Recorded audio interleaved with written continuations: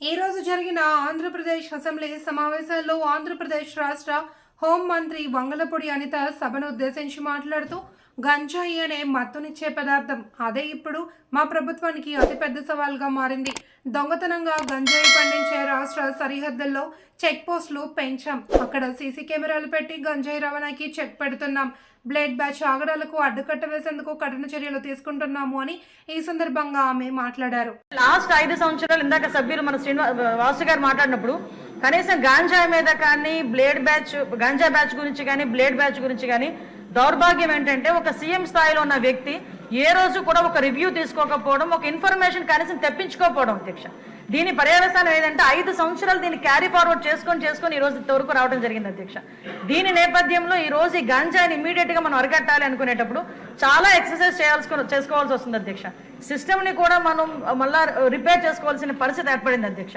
ఇంతకు ముందు గాంజాయికి సంబంధించి పైనుంచి ఏజెన్సీ నుంచి కిందకు వచ్చే సిచ్యువేషన్ లో ఎన్ని చెక్ పోస్టులు ఉన్నాయని నేను వైజాగ్ సిపి గారిని ఒకసారి నేను హోమ్ మినిస్టర్ అయిన వెంటనే మాట్లాడితే కేవలం 2 సీసీ కెమెరాలు ఉన్నాయి, చెక్ పోస్టులు ఉన్నాయి, దాని దగ్గర 2 సీసీ కెమెరాలు ఉన్నాయని చెప్పారు అధ్యక్ష.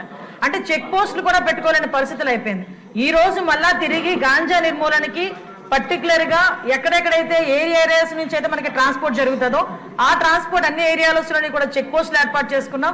చెక్ పోస్టుల దగ్గర సీసీ కెమెరాస్ ఏర్పాటు చేసుకున్నాం అధ్యక్ష. ఏ గాంజా తీసుకునే వ్యక్తి కూడా ఎక్కడ కూడా తప్పించుకోకూడదనే ఉద్దేశంతోనే సర్వేలెన్స్ కింద సీసీ కెమెరాలు ఆల్రెడీ ఫిక్స్ చేస్తున్నాం అధ్యక్ష.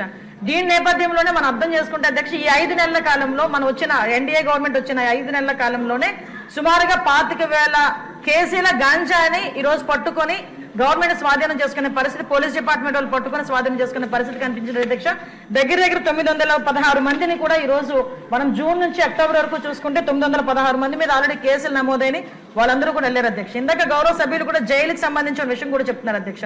ఇంతకు ముందు ఏం జరిగిందన్న దాని గురించి ఈ రోజు నేను చెప్పక్కర్లేదు, మీరు చెప్పక్కర్లేదు, ప్రపంచం అంతా కూడా తెలుసు. కానీ ఈ రోజు మేము వచ్చిన తర్వాత మా నిఘా యంత్రాలు ఎంత క్లియర్ గా పనిచేస్తున్నాయంటే ఎప్పుడు నుంచి జరుగుతుందో అర్థం కాదు. రాజమండ్రిలోని ఒక ఫార్మసిస్ట్ ఒక జైల్లో ఉన్న వ్యక్తికి గాంజా తీసుకెళ్లే పరిస్థితి నిన్న మొన్న కనిపిస్తే ఇమీడియట్ గా దాన్ని మా నిఘా యంత్రాలన్నీ కూడా పట్టుకొని అతన్ని కూడా అరెస్ట్ చేసి జైలుకు పంపించిన పరిస్థితి.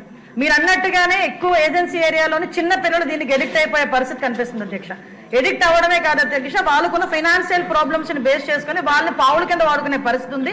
కాబట్టి గాంజా బ్యాచ్ల్లోని గాంజాలు సరఫరా చేసేవారు కానీ గాంజా తీసుకునే వాళ్ళకి కూడా అధ్యక్ష ఈ రోజు ఏదో తీసుకొచ్చాము, జైల్లో పెట్టేసాము, వాళ్ళకి రిమాండ్ తీసేసాము, తర్వాత బెయిల్ బయటకు వచ్చి వాళ్ళు అలా చేసే కన్నా వీళ్ళు చేసిన వెంటనే వీళ్ళ మీద పీడియాక్ట్ పెట్టడమే కాదు అధ్యక్ష, వీళ్ళ ఆస్తులు కూడా జప్తు చేయడానికి వీలైతే వాళ్ళకి ఆస్తి ఏమీ లేకపోతే వాళ్ళ దగ్గర ఉన్న ఆధార్ కార్డులు కానీ వాళ్ళ దగ్గర ఉన్న రేషన్ కార్డ్స్ కానీ అలాంటివి కూడా సీజ్ చేసే పరిస్థితి కూడా రప్పించాలి అని గౌరవ ముఖ్యమంత్రి గారు కూడా మాకు ఆదేశాలు ఇవ్వడం జరిగింది అధ్యక్ష. దాని మీద కూడా ముందుకెళ్తున్నాం.